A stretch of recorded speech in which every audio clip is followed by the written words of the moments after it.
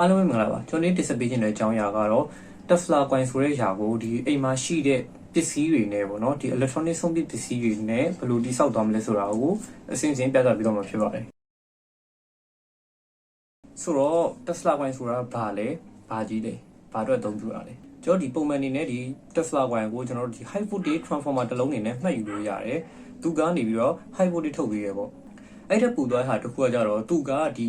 high voltage တွေမကဘဲနဲ့အလွန်ပြင်းထန်တဲ့ပေါ့နော် electromagnetic wave ဆိုတဲ့လျှက်စစ်တန်လှန်လိုင်းကိုမှသူကထုတ်ပေးသေးတယ်ဒါတော့သူရဲ့ဒီပုံမှန် transformer နဲ့မတူတဲ့အချက်ပေါ့နော်နောက်ချက်ကကြတော့သူကဒီပုံမှန် transformer တွေလို့မဟုတ်ဘူးသူ့ကိုမောင်းနေတာကတော့ဒီ double resonance ဆိုတဲ့ပုံစံနဲ့မောင်းနေထားတယ်ဒီ Euro resonance နဲ့မတူတာကဒီ double resonance ကကြတော့ Tesla coin ရဲ့ပေါ့နော် coin နှစ်ခုစလုံးကိုဒီ frequency တူညီအောင်လို့လုံးဝချင်းကြီးထားတဲ့ကောင်လေးအဲ့မှာဒီ Tesla coin ကိုဒီ drive လုပ်တဲ့ပေါ့နော် circuit တွေကအများကြီးရှိတယ်အဲ့ဒီမှာအများဆုံးတွေ့ရတာက secondary coin ရဲ့ဒီစွမ်းအင်အကြာကိုခံမှန်းပြီးတော့ transistor MOSFET တို့လိုကောင်နေနဲ့ဒီစွမ်းအင်ပြန်ပေးဖို့ပေါ့နော်အပိတ်ဖွင့်လုပ်တဲ့ပုံစံမျိုးသုံးတဲ့ circuit ပုံစံအကောင်လေးကို SSTC လို့လည်းခေါ်တယ်တနည်းအားဖြင့် solid state Tesla coin လို့လည်းခေါ်တယ်အဲ့လို circuit တွေရှိမယ်နောက်တစ်ခုကတော့ capacitor ဆိုတဲ့လျှက်တုံနဲ့ inductor ဆိုတဲ့ coin တွေကို high voltage နဲ့ oscillation ဖြစ်အောင်မောင်းနှင်ထားတဲ့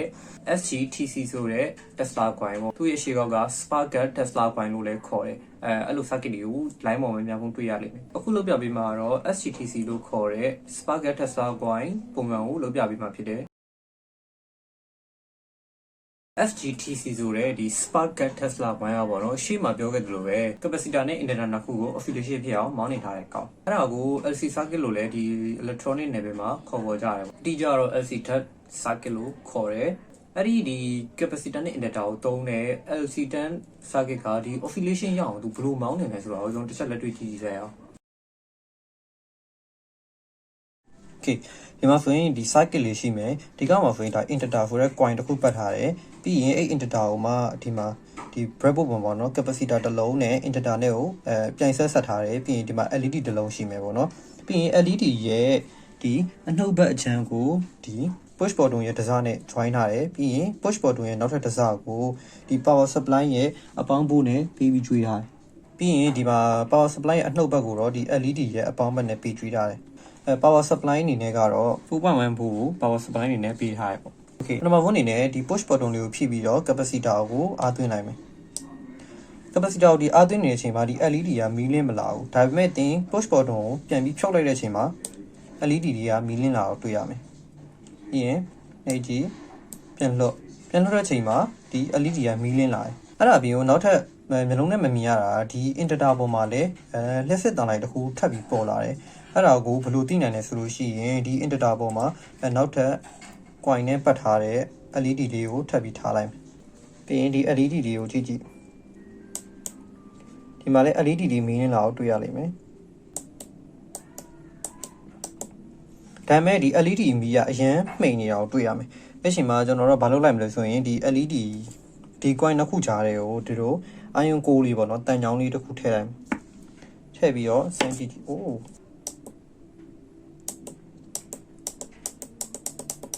LED ပို့ပြီးမီးလင်းလာတော့တွေ့ရမယ်တန်ကြောင်းလေးကိုပြန်ဖြုတ်လိုက်မယ် LED မီးမိန်လေးပဲလင်းတော့တွေ့ရပါလိမ့်မယ်ဒါကတော့ဒီ inductor နဲ့ capacitor တို့ရဲ့ဒီအတွဲညီအလုပ်လုပ်တဲ့ပုံစံမျိုးပေါ့ဒီကောင်ကိုစာနဲ့တစ်ချက်ရှင်းပြပေးမယ်NSC ဘယ်လိုအတွဲညီလုပ်လဲဆိုရင်အရင်ဆုံးကျွန်တော်တို့က push button လေးကိုဖိပြီးတော့ capacitor နဲ့ power supply နဲ့ကိုဆက်ပြီး capacitor ကိုအသွင်းစီလိုက်မယ်အချိန်မှာ capacitor ကတူလောင်နိုင်တဲ့စွမ်းရည်အမြင့်ဆုံးကိုရောက်သွားတဲ့အချိန်တနည်းအားဖြင့်ဆိုရင် capacitor မှာအားပြည့်သွားတဲ့အချိန်အဲ့အချိန်မှာ push button လေးကိုပြန်လွှတ်လိုက်တယ်အဲ့လို push button လေးကိုပြန်လွှတ်လိုက်တဲ့အချိန်မှာဒီ capacitor ကတူလောင်ထားတဲ့စွမ်းရည်တွေကိုပြန်ပြီးဆွန့်ထုတ်မယ်အဲ့ဆွန့်ထုတ်လိုက်တဲ့စွမ်းရည်က inductor ကိုဖြတ်သွားတယ်တနည်းအားဖြင့် inductor မှာ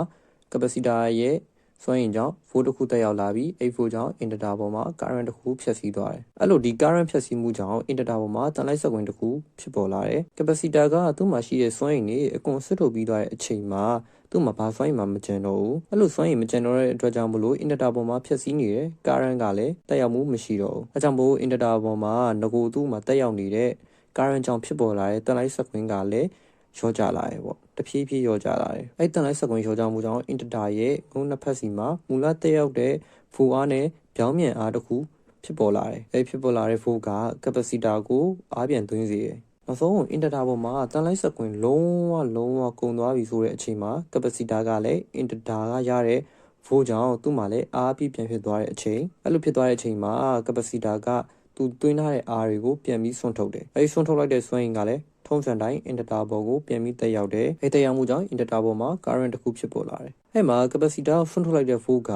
polarity ပြောင်းပြန်ဖြစ်နေတာကိုတွေ့မယ်အဲ့လိုနဲ့ပဲ integer ပေါ်မှာတန်လိုက်စက်ဝင်တစ်ခုပြန်ပြီးဖြစ်ပေါ်လာမယ် capacitor မှာ integer ကိုပေးစရာစွမ်းအင်မကျန်တော့တဲ့အချိန်integer ကတန်လိုက်စက်ကွင်းပြန်ပြီးလျော့ကျလာတယ်။အဲဒီလျော့ကျမှုကြောင့်ပြောင်းပြန် volt တစ်ခုထပ်ပြီးပေါ်လာပြီးတော့ capacitor ကိုအားပြန်သွင်းတယ်။အဲ့လိုနဲ့အပြန်အလှန်သွင်းလိုက်ထုတ်လိုက်နဲ့ capacitor ကအားထုတ်လိုက် integer ကပြန်ယူလိုက် integer ကအားပြန်ပြီးထုတ်လိုက် capacitor ကအဲ့ဒါကိုပြန်ယူလိုက်နဲ့ချိန်မှန်များစွာဖြစ်ပေါ်လာပြီးတော့ oscillation တစ်ခုကို RC cycle ကဖန်တီးပေးလိုက်တယ်။ဒါကတော့ဒီ accident circuit မှာ oscillation ဘယ်လိုထုတ်သွားလဲဆိုတဲ့အကြောင်းပေါ့နော်။သူတို့ရဲ့ oscillation graph ကိုလေ့လာကြည့်မယ်ဆိုရင် sine wave ပုံစံရှိတာကိုတွေ့ရတယ်။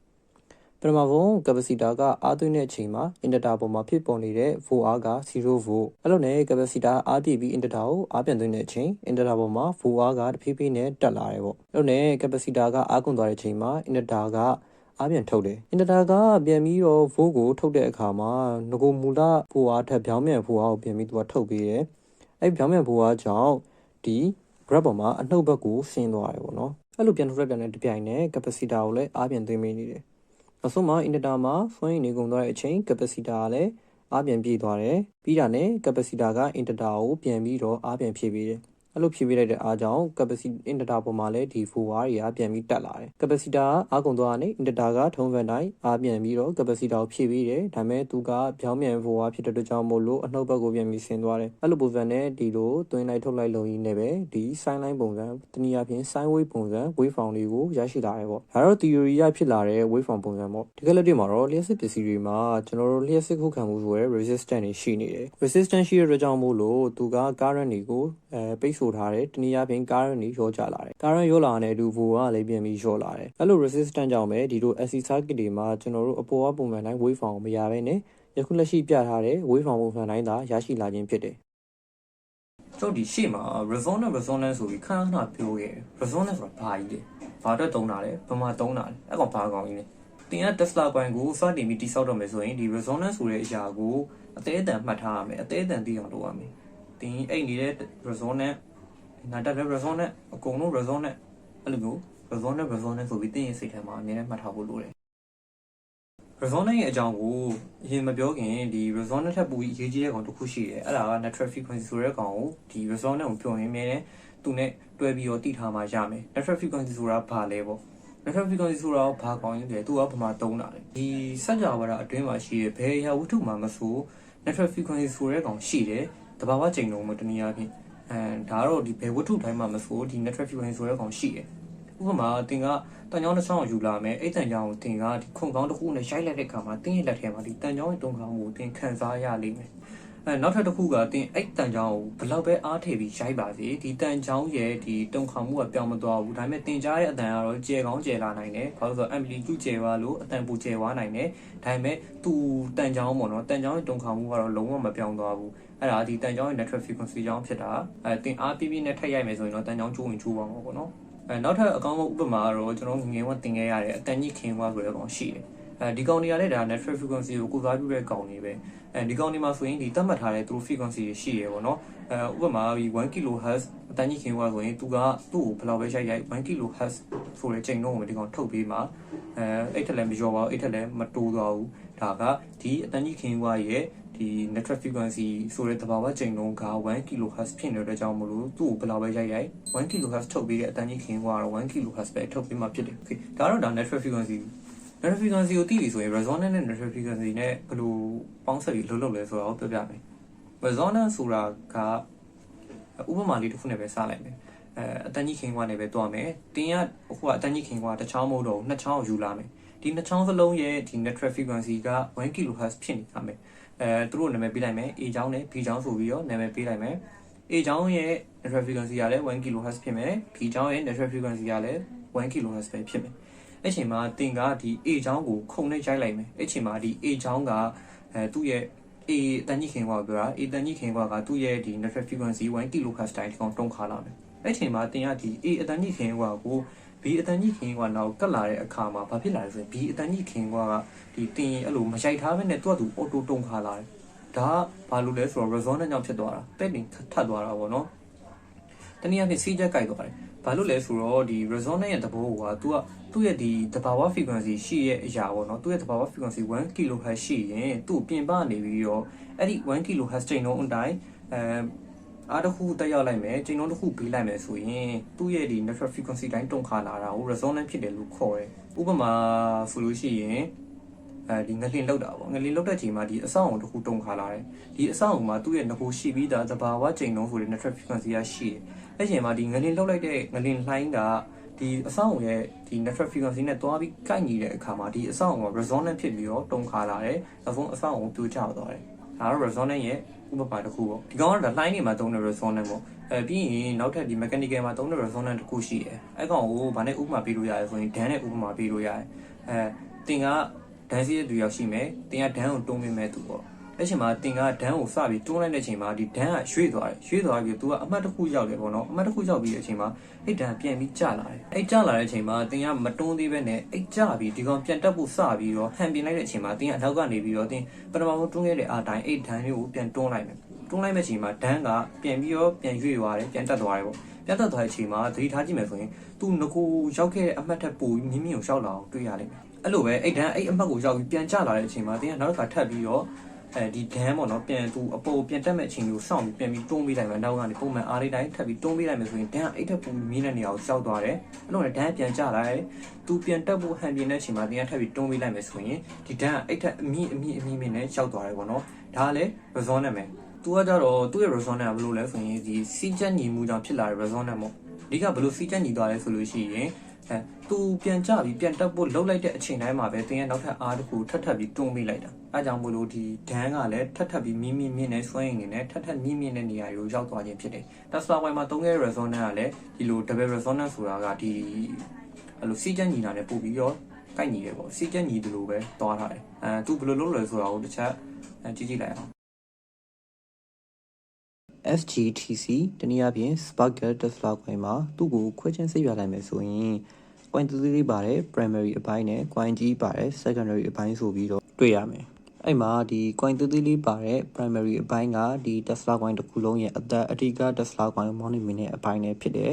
secondary coin အပိုင်းကတော့ဒီ Tesla coin မှာမီးဝါးတွေထွက်လာအောင်အဓိကလုပ်ပေးမယ့်အပိုင်းဖြစ်တယ်အဲ့မှာဒီ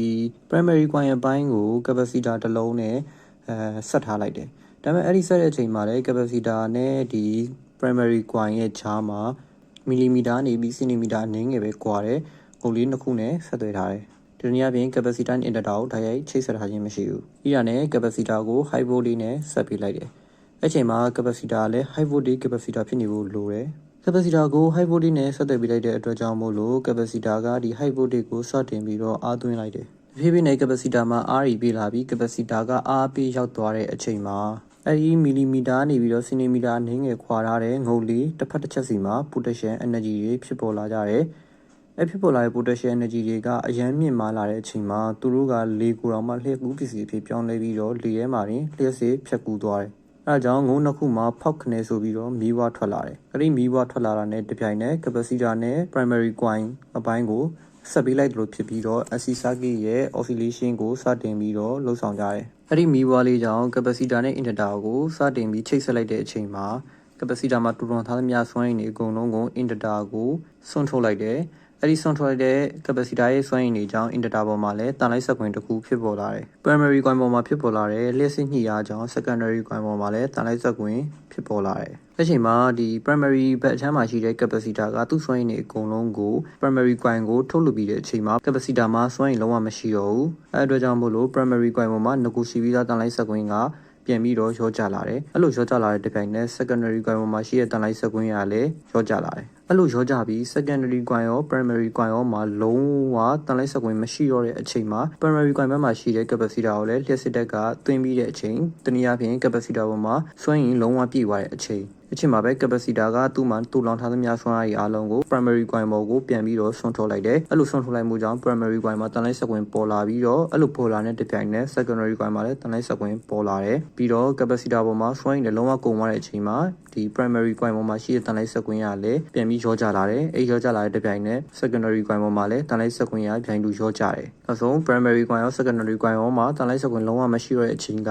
primary coin ဘက်က capacitor လေးစွမ်းရည်လုံးဝပြန်ပြည့်သွားတဲ့အချိန်ဖြစ်တဲ့အတွက်ကြောင့်မလို့သူကစွမ်းရည်ကိုပြန်ပြီးတော့ဆွန့်ထုတ်တယ်အဲ့လိုနဲ့ဒီ primary coin ပေါ်မှာလည်းတန်လိုက်စကွင်းပြန်ပေါ်ပြီး secondary coin ပေါ်မှာလည်းပြန်တူတန်လိုက်စကွင်းပေါ်လာတယ်အဲ့လိုနဲ့ဒီ secondary coin ရော primary coin ရောကတန်လိုက်စကွင်းကိုစီးချက်ညီစွာဖြင့်ပေါ်လာလိုက်ပြောက်လိုက်ပေါ်သွားလိုက်ပြန်ပြောက်လိုက်နဲ့ထုတ်ပေးကြတယ်ဒါကိုဒန်းဥပမာနဲ့ပြန်ကြည့်မယ်ဆိုရင်စီးချက်ညီမှုကြောင့်ဒီဒန်းကြီးကလည်းငကူရှိပြီးသားနေရာထက်ပိုမြင့်မြင့်တက်သွားသလိုပဲဒီ coin တစ်ခုမှာလည်းစီးချက်ညီမှုကြောင့် secondary coin ပေါ်မှာငကူရှိပြီးသားပိုသွားတဲ့မြင့်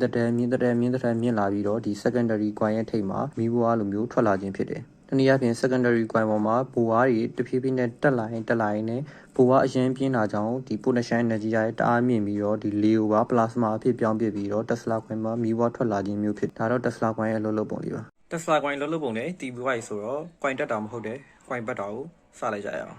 secondary coin ကိုစတင်ပြီးပတ်ကြမယ် okay ဒီကောင်လေးဆိုလို့ရှိရင်ဒါစိတ်ကတ်တွေကနေပြီးတော့စိတ်ကတ်တွေမှာပါတယ်ပေါ့နော်ဒီ220ဘိုးကနေပြီးတော့9ဘိုးနဲ့တွဲဖို့ထုတ်ပေးရဲ့ step down transformer လေးပေါ့နော်ဒီကောင်ထဲမှာဆိုလို့ရှိရင် Genie wire ကြီးပါတယ်ဒီကောင်နဲ့တူတူပဲပေါ့နော် okay ဒီ transformer ကိုခွာပြီးတော့ဒီထက်က Genie wire တွေကိုထုတ်ပြီးတော့ coin ပတ်မှာဖြစ်ပါတယ်ဆန်းကြည့်လိုက်အောင် okay အရင်ဆုံးဒီ transformer ရဲ့ wire ကြိုးယူတဲ့ transformer ကိုပေါ့နော်အရင်ဖြုတ်ကြမယ်ပေါ့နော်ဒီမှာရှိရဲ့ဒီ jig ကလေးတွေကိုကလန်ပြီးတော့ဖြုတ်မယ်ပေါ့နော်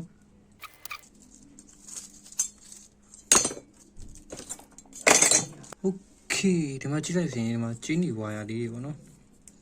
မြင်ရလာတော့မသိဘူးဒီနောက်မှာပေါ့နော် Genie wire တွေရှိရဲ့ Genie wire တွေကိုဖြုတ်ဖို့အတွက်ဒီမှာပတ်ထားတဲ့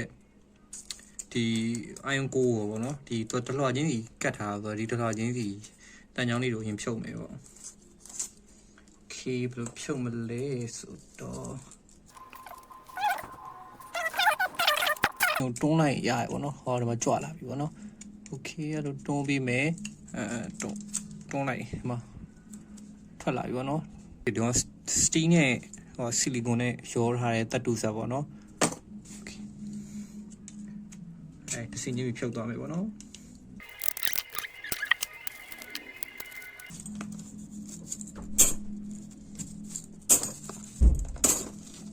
okay မှာ coin တုပ်လေးရလာပြီပေါ့နော်coin တုပ်ကိုဖြည့်ကြည့်လိုက်မယ်ဆိုရင်ဒီ Genie coin ကို coin ပတ်တဲ့ချိန်မှာသုံးမှာဖြစ်ပါတယ် primary coin ပတ်ဖို့အတွက်လိုတဲ့ပေါ့နော်ဒီ6တိုင်ပေါ့နော်6တိုင်ကဒီလိုကျွန်တော်တို့ဒီ air ကိုသုံးမှာဖြစ်တဲ့ကြောင့်မလို့သူ့ရဲ့6တိုင်ကဒီလိုပိုက်အချောင်းအရှိဒါမှမဟုတ်လို့ရှိရင် sprinkle ကိုလည်းသုံးပြီးတော့ဒီလိုပေါ့နော်ဒီ cylinder ပုံမှန်ဘေးရပဲဖြစ်ဖြစ်သုံးလို့ရပါပေါ့နော်အပိတ်ရတော့ထောင်ကျော်အောင်ပတ်မှာပေါ့နော်နည်းနည်းရှည်တဲ့ဟာမျိုးကောင်းတယ်ပေါ့နော် okay ပတ်လိုက်ရအောင်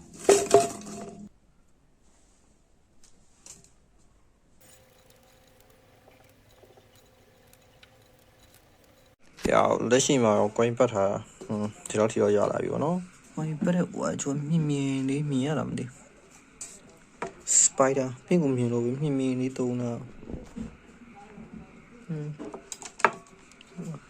okay ထပ်ပြီးပတ်လိုက်အောင် 2,000 years later finally နိုင်မောင်များဆိုပတ်ပြီးရအောင်တော့coin လေးပြည့်စုံသွားပဲပြီးတော့ပါပြီပေါ့နော်ဒါပေမဲ့ဒီမှာတော့အပိတ်ဘယ်လောက်ပတ်လဲဆိုတော့မေ့သွားလို့ပေါ့နော်ပတ်နေနဲ့ရှင်တာလီချွင်းနဲ့မေ့သွားလို့အပိတ်ရတော့ဒီကြမသိဘူးဒါပေမဲ့အပိတ်ရတော့ကျမ်းမြင့်ပေါ့နော်1000ကျော်လိမ့်မယ်ပေါ့နော် okay အဲ့ဆိုရင် Tesla coin လေးနဲ့ဘူချိုးလိုပြစ်ဖို့ cycle ချက်ဆင်ရအောင်ပေါ့နော်အရင်ဆုံးပေါ့နော်ဒီမှာဒီ primary coin ပတ်တော့မယ်ဆိုလို့ရှိရင်ဒီမှာပေါ့နော်ဒီ secondary coin ကအပိတ်ရည်လည်းများတယ်ပေါ့နော်တကယ်လို့ဒီကောင်ကနေ high voltage ထုတ်လိုက်မယ်ဆိုလို့ရှိရင်ဒီ chain wire တွေပေါ့နော်ဘိုးကအရမ်းများတဲ့အတွက်ကြောင့်မို့ chain wire တွေကြားမှာပေါ့နော်လျှက်စစ်ကူးသွားနိုင်တယ်ပေါ့နော်ဒီ primary coin နဲ့ဒီ secondary coin ညမှာလျှက်စစ်ကူးပြီးတော့အဲ့ထွက်လာတဲ့အဲ့လျှက်စစ်တွေကဒီအပေါ်ကပေါ့နော်ဒီ inner မယ်ပေါ့နော်ဒီလျှက်မကူအောင်တုတ်ထားတဲ့ဟာတွေကိုစားသွားနိုင်တယ်အဲ့တော့ကျွန်တော်တို့ကအဲ့လိုမပြောင်းအပေါ်ကနေပြီးတော့ပေါ့နော်ဒီ insulator တစ်ခုခုခံလိုက်မယ်ပေါ့နော်ကျွန်တော်တို့မှာစက်ကူပေါ့နော် paper တစ်ခုကိုခံပြီးတော့မှပတ်မယ်ပေါ့နော် okay ပါ okay ဒီမှာ insulator တစ်ခုခံပြီးသွားပြီပေါ့နော်အဲ့ရနေပြီးတော့ဒီခုနကဒီ Jenny wire နဲ့6ပတ်လောက်6ပတ်ပေါ့အပိုက်6ပတ်ကိုပြပါပြန်ပတ်ကြမယ်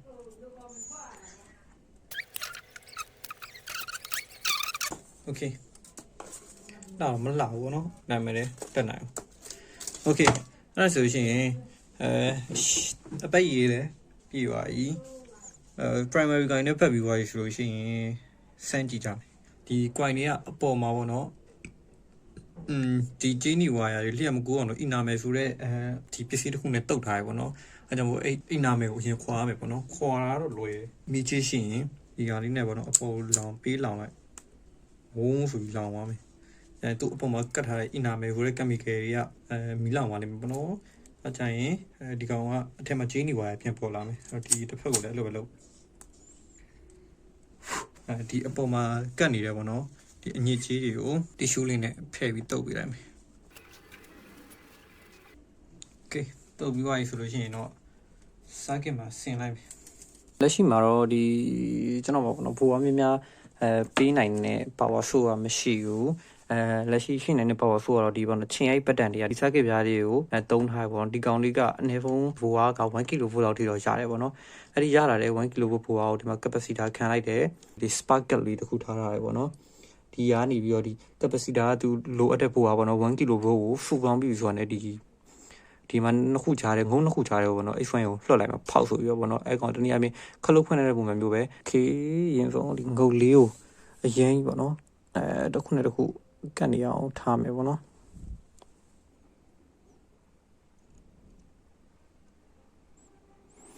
တစ်ခုသတိထားမှာဒီဘိုးကအများကြီးကိုကင်တဲ့အချိန်မှာနည်းနည်းသတိထားဖို့အရေးကြီးရပေါ့နော် safety is the best ပေါ့လေ okay အဲ့ဒါဒီမှာsupply နေနဲ့တော့ဒီ12 volt ပေါ့နော်ဒီ USB adapter လေးမျိုးသုံးထားရပေါ့နော်ခလုတ်လေးနဲ့ပေါ့နော်တိုက်ရိုက် okay ကြားလိုက်ရOkay ပတ်ဆိုရောလက်စစ်အများကြီးစီစဉ်သွားတယ် Okay စကင်မှာဆင်လိုက်ပြီ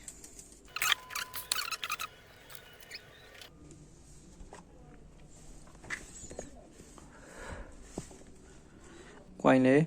တက်ပြီးသွားပြီဆိုတော့အဝကျွေးကြည့်မယ် Whoaဘာမှထူးဆန်းတာတော့မဖြစ်လာဘူးเนาะ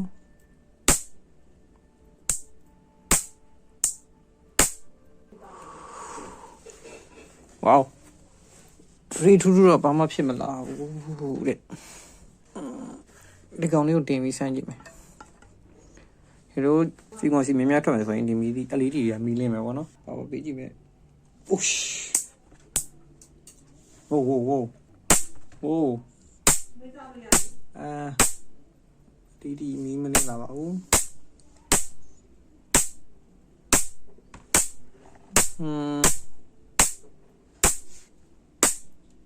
ဘာလို့ပါလဲချင်းကုန်ဖန်ပြီးပတ်ထားတဲ့ကွိုင်ကလုံးမလို့ဆိုတော့ဘာကြောင့်လုံးမလို့တာလဲအဲ့တော့ကွိုင်ကြီးနဲ့မရလို့ရှိရင်ကွိုင်ရန်သေးတစ်ခုပတ်ထားရှိရပါတော့ကွိုင်သေးတစ်ခုနဲ့စမ်းကြည့်မယ် Okay ဒီမှာအရင် mini Tesla ကွိုင်အတွက်လုပ်ထားတဲ့ design လေးပေါ့နော်ဟိုစစ်ထိုးရပေါ်မှာပဲဒီထက်ကဝါယာကြိုးလေးတွေကိုအပတ်ရေ1500ပတ်ထားတာပေါ့နော်ဒါဒီကောင်တော့အပတ်ရေအတိအကျပတ်ထားတဲ့ကောင်ပေါ့နော် Okay ဒီကောင်လေးနဲ့တစ်ချက်စမ်းကြည့်မယ်ဘာတွေဖြစ်မလဲ Okay 2000 years later မလေးတူတူပဲပေါ့နော်ဘာမှဖြစ်မလာပါဘူး Oof. Yeah. ဘူးလေအဆင်ပြေထဲမှာတော့မပါဘူးဆင်မပြေတာရဲ့မြင်ရလားဘာကြောင့်လဲတော့မသိဘူးခုကဲမှနည်းနည်းခောက်ကြည့်လိုက်အောင်ဘာကြောင့်လဲဆိုတော့အဖြေရှာကြည့်ဖို့တော့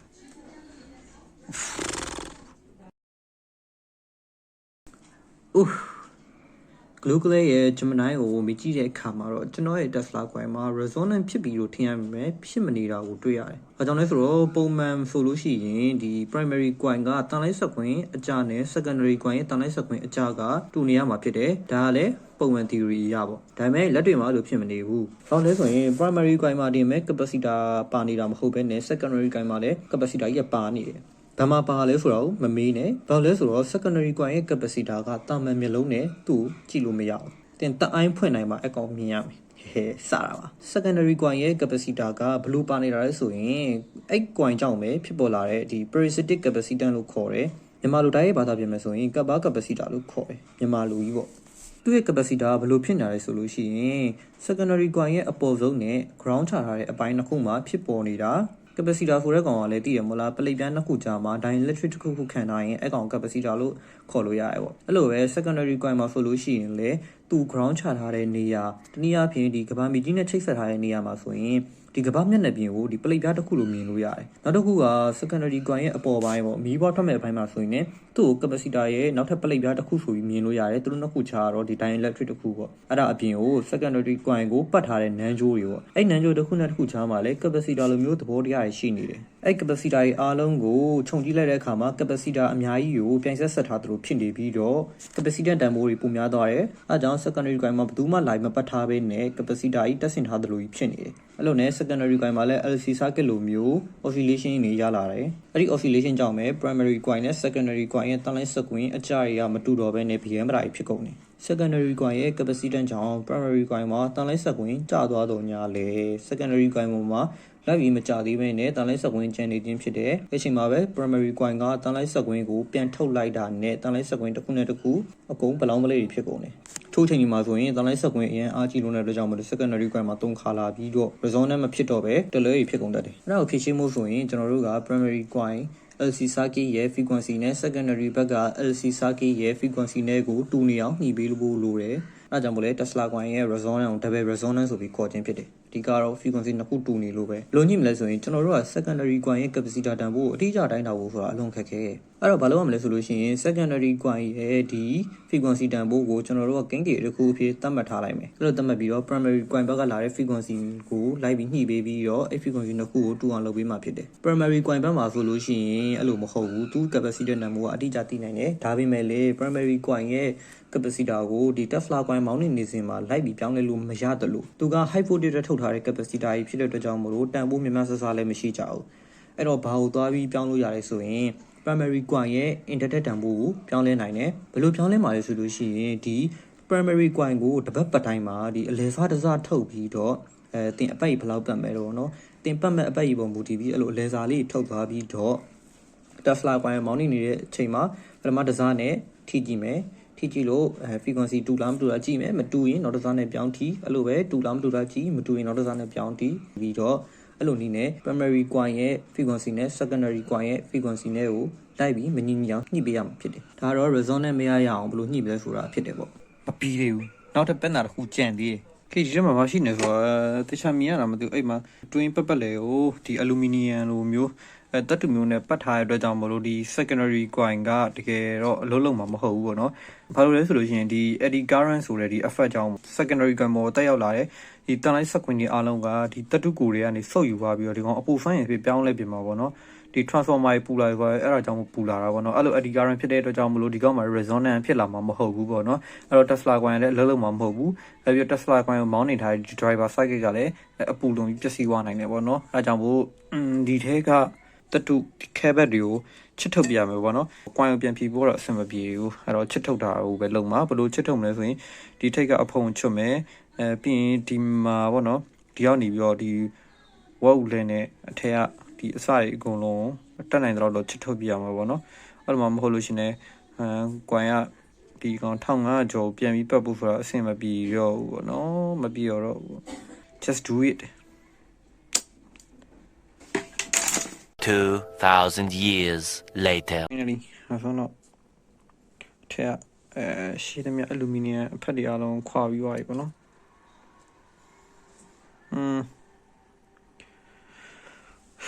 hope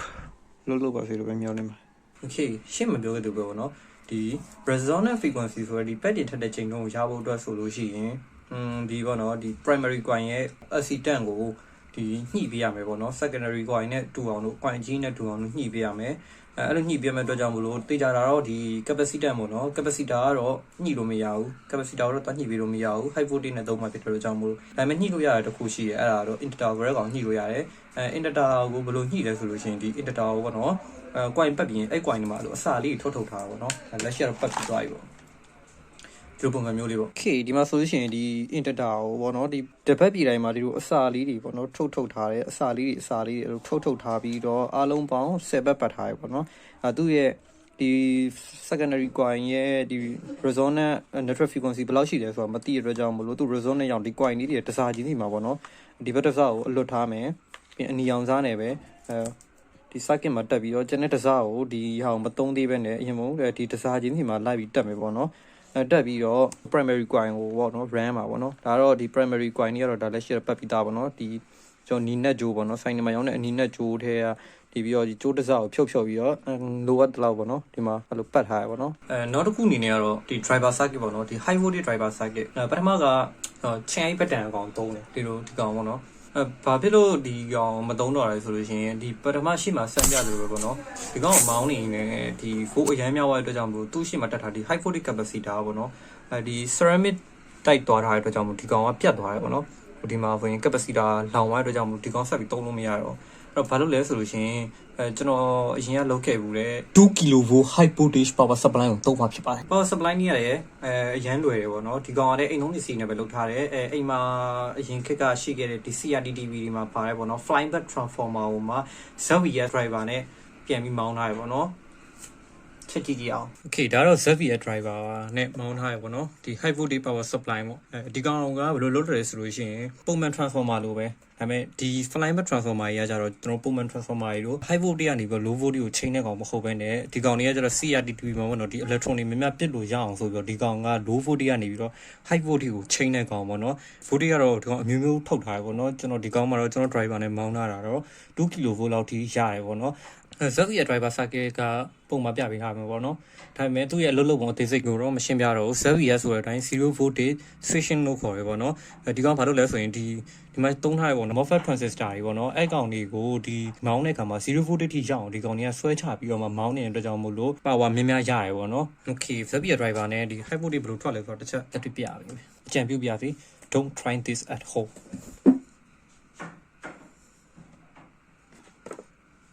ရင်ဆုံး power supply ကို power ပေးမယ်ပေါ့နော် power supply power ရပြီဆိုရင်ဒီမှာအခုကတွဲဖို့နဲ့ထားထားတယ် okay တွဲဖို့ကိုဖွင့်လိုက်မယ် okay တီးဆိုတဲ့အတန်ကြားတယ်ပေါ့နော်အဲ့ကောင်ဘာမှမဟုတ် transformer ထွက်နေတာပေါ့နော်ဒီမှာတော့လက်စနည်းနည်းလေးပဲထွက်တယ်ပေါ့နော်ပိုပြီးတိတာချင်း24 volt ပေးလိုက်မယ်ပေါ့24 volt တယ်ဒီကောင်27 volt ထွက်တယ်ဆို27 volt ပစ်ကြွေးလိုက်မယ်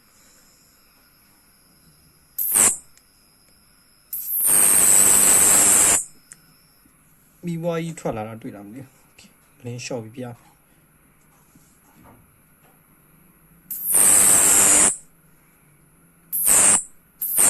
โอเคအဲ့လိုပုံစံမျိုးပေါ့နော်โอเคဒီမှာဆိုလို့ရှိရင်ဒီ high voltage capacitor နှလုံးကို parallel ဆက်ထားရပေါ့နော်ဘာလို့ဆို capacitor များအောင်လို့ parallel ဆက်တယ်ဆက်ပိုင်းသူတို့ရဲ့ channel ဒီနှစ်ဆကိုပေါ့နော်ဒီ flyback transformer ရဲ့ဒီ high voltage အဝင်နဲ့ဆက်တယ်ပြီးရင် channel ဒီအထွက်နှစ်ဆကိုဒီရှေ့မှာ spike လေးတစ်ခုခံပေးလိုက်တယ်ပေါ့နော် okay အဲ့ဒါဆိုလို့ရှိရင်ဒီကောင်တွေကပြန်ထွက်လာတဲ့ဖို့က DC volt ဖြစ်ဖို့များတယ်ပေါ့နော် okay ဗန်းကြည့်အောင်အနေဒီ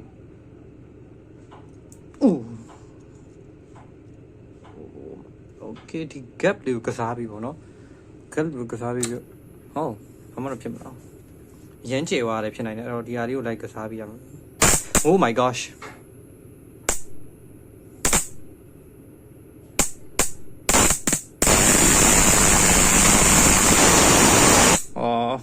ဆူညောင်းမြင်တဲ့အတိုင်းပဲပေါ့နော်ဟုတ် ဒီ gap လေးကိုကစားပြီးအော်ရှစ်ပဲ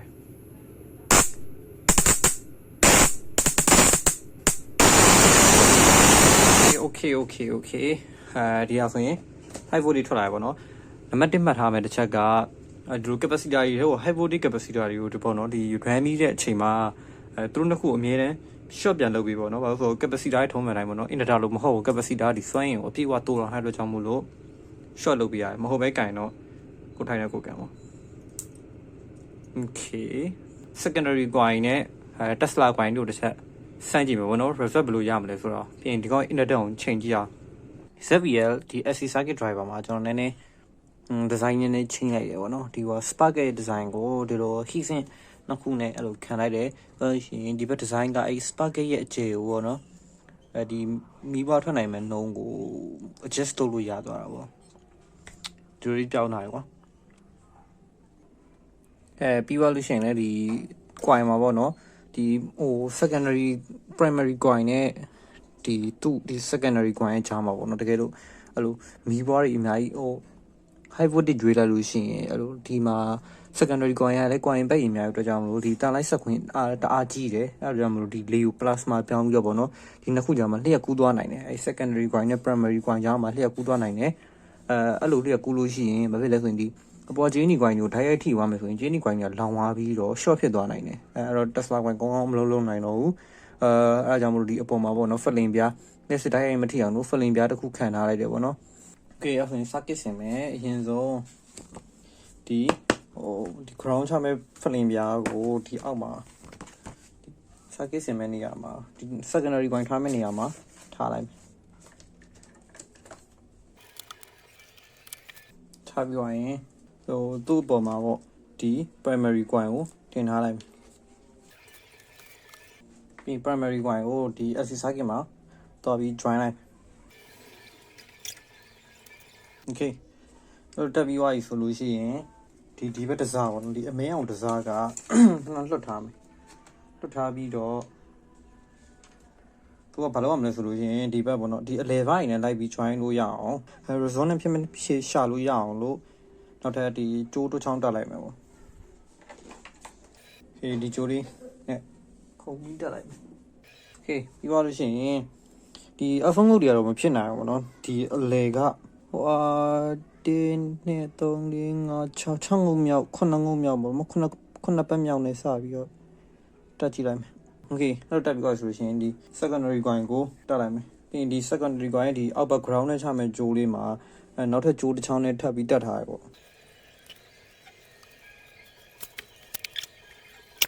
Okay စကလည်းစင်မွေးဆိုရင်နည်း run ကြည့်အောင်ဘယ်လိုဖြစ်မလဲမသိဘူးဒီခဏပိတ်လိုက်မယ်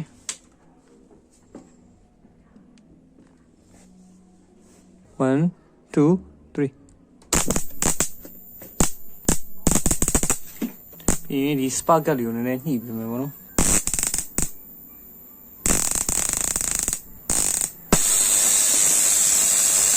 မီးပေါ်လေးတော့ထွက်လာတယ်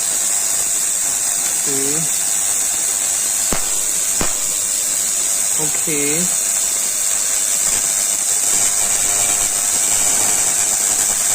Out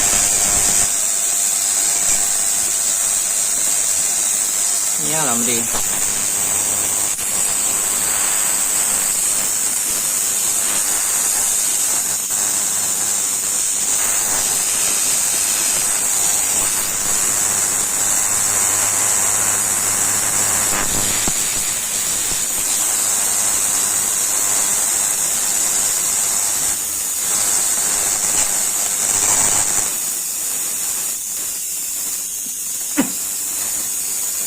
Sao giờ còn nên gì vậy?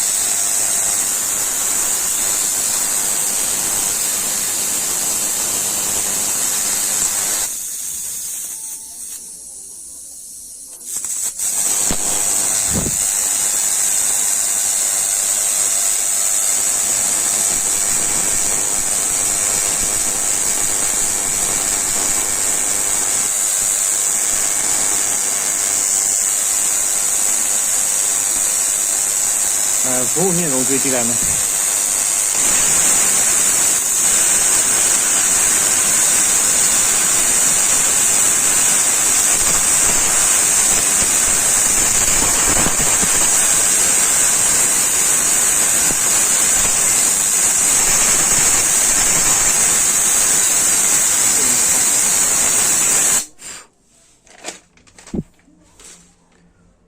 နောက်တစ်ခါထပ်ပြီးစမ်းပြဒါဟိုတွဲဖို့ဘက်ဘီယာကိုတွဲဖို့ပေးထားတဲ့ချိန်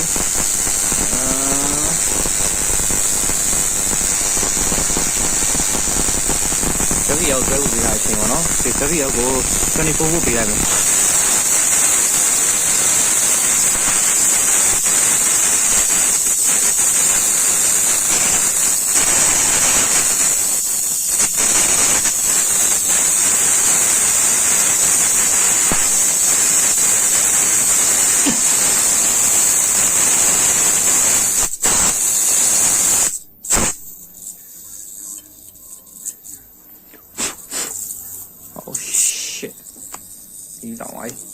你老哪里 ？What the fuck？ 先别做肉那么比我，特别关6个啥回来？对不？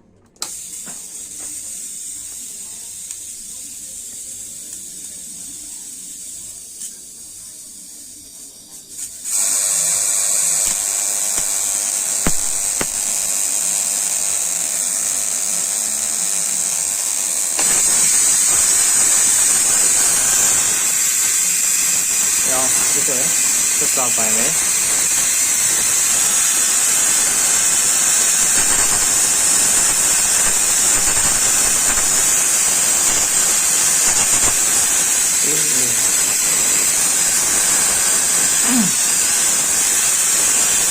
？OK， အဲ့ဆိုရင်သူ့ပြီးနားမှာသူ့ရဲ့ပြီးနားမှာအဲ့လိုနောက်ထပ် coin တစ်ခုထပ်ပြီးထားလိုက်မယ်ဆိုရင်ဘာဖြစ်သွားမလဲထင်တယ်စမ်းကြည့်အောင်ဒါအရှိမောင်ကဒီ LC circuit မှာဟိုမှာသုံးခဲ့တဲ့ inverter နဲ့ LED တွေချိတ်ထားတဲ့ကောင်လေးပေါ့ဒီကောင်ကိုဒီ Tesla coin ပေါ်မှာတွတ်တင်ထားလိုက်မယ်ဒီကောင်လီထဲမှာပေါ့နော် Tesla line ကိုဘယ်လောက်လွှင့်ပေးနိုင်လဲဆိုတာကိုကြည့်လို့ရတယ်ပေါ့ Okay ပြီးပြန်ပေးလိုက်မယ်ဘိုးကတော့ဟိုတွဲဖို့နဲ့ပဲအရင်စမ်းကြည့်လိုက်မယ် Okay တွဲဖို့LED တွေမီးရင်းလာတယ်ပေါ့နော် Okay အဲ့ဆိုရင်27 volt နဲ့စမ်းကြည့်မယ်ရိုင်းတော့မင်းလာ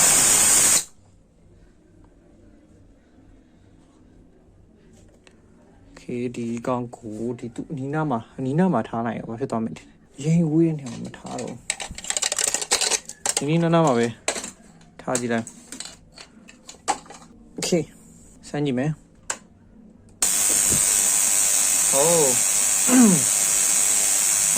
ဒါမှအကွာဝေးတစ်ခုရှိအောင်မီးလဲနေတယ်ဒီကောင်ဆိုလေဒီဘက်ကနေဆက်မီးရင်းလာနေတယ် Okay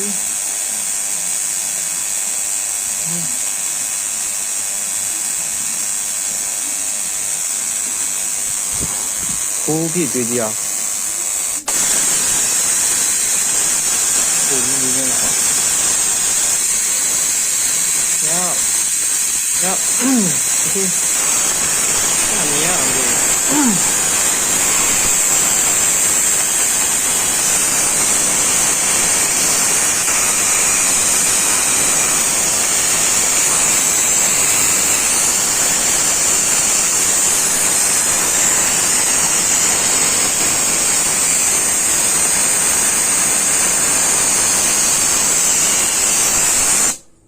လက်နဲ့ကင်ကြီးရင်တော့ဓာတ်လိုက်လားဆိုတော့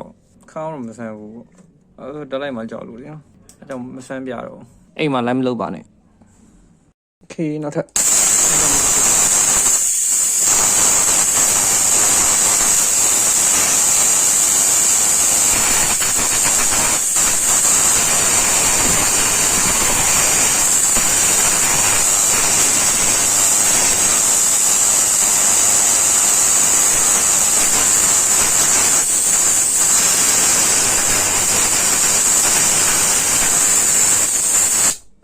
Tesla coin ရတော့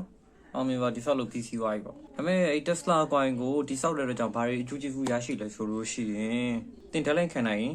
တင်လုပ်ပါ deadline မခံနိုင်မလုပ်ပါနဲ့အဲဒီ view လေးမှာဒီနိပညာပိုင်းရလဲအမှားယွင်းတွေပါသွားနိုင်တယ်လို့ကျွန်တော်ပြောရတဲ့မှာလဲဒီနိပညာအမှားယွင်းတွေပါသွားနိုင်တယ်အဲ့အတွက်ကြောင့်လည်းချိုးပြီးတော့တောင်းမှတ်ပါတယ် ဘောကြတဲ့ဆိုလို့ရှိရင်ဗီဒီယိုလေးကို like share and subscribe လေးလုပ်ပေးဖို့လည်းမမေ့ပါနဲ့အားလုံးကျေးဇူးတင်ပါတယ်